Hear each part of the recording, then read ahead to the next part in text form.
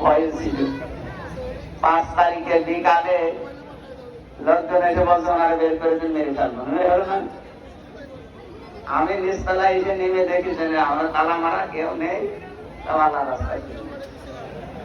এই অবস্থার সৃষ্টির জন্য এই কয়টা মানুষ দায়ী, এই কয়টা মানুষের বিচার করা দরকার। সাধারণ যে মানুষগুলো যারা দায়িত্ব পালন করার জন্যই করছে, আল্লাহ রাব্বুল আলামিন প্রশাসনে এখন যারা আছে, আমার যশোরের এসপির কথা শোনার পরে মনটা ভরে গেছে যে আমি দায়িত্ব পালন করছি, এখানে আমার জান্নাতে যাওয়ার মাধ্যম।